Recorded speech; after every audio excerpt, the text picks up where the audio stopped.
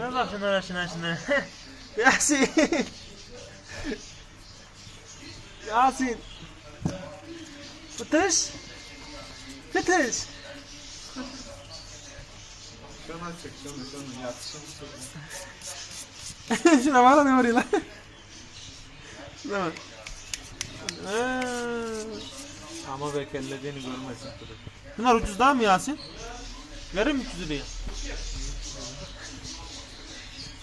2000 verir. Öyle mi? Ama eder lan bunlar. Bunlara baksana. Kedilere bak kedilere. Benim kedi yok lan. Yasin. Gel buraya gel. Benim kedi yok lan. Gel.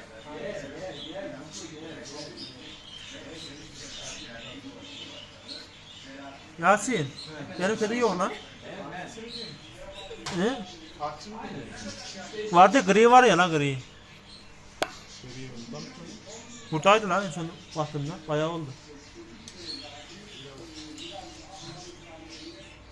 Bu daha la gri diyorum. Daha burada Yasin. Ha buraya koymuş.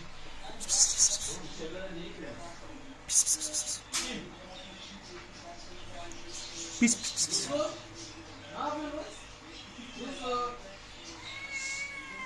Bu da la şu gri diyorum ya. Sarı la şu gri. Bengar mı? Hı. Bu ne? Tekir mi? Tekir. Bu ne? Şu Scottish British. Scottish'in British'i iyi. Çok siyah ne la bunu? Kapkara. Hı? Bunun kara olan var ya. Orada cinsi bir şey de Zebra gibi lan. Gitti altına gitti.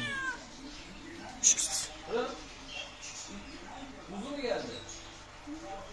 Nerede hani?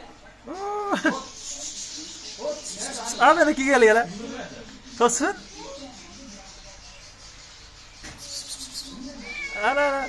Patini atla bir patini atla. Patini. Ben bunu seviyorum lan. Patini ver la bir tosunu. Pati ver la. Patini ver la şu patini.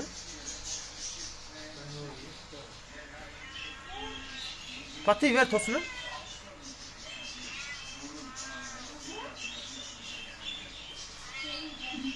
Jumbalara. Benimkiler aynı lan şunlar Yasin. ben erken fotoğrafı. İkisi de şey olarak sima olarak aynı büyüklükleri. Ha şunu da çek. Aa bu güzelmiş lan. Vermez mi bunu 300 liraya Yasin? Hı? 200 TL vermez mi bunu? Anlamadım. Kaç liraya veriyor bunu? 2000. Oo. Ne bu Ben çekme. tepeyi döküyor. Ön tepeyi. Pek tutmuyor herhalde ön tepe. Ha tutulmuyor. Pek gitmiyor. Aa beyazı var lan. Ha. Ön tepenin. Şunlar şey herhalde. Şu ne? Bu ne? Beyaz surat mı abi? Ya onu demiyorum şey mi? Çekos taban mı? Çakır. Benimkiler bu ne kadar ya sen işte. Biraz da daha büyük olabilir. Öbürlerinin.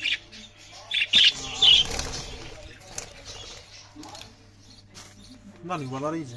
Aha yavrum sesi geliyor lan.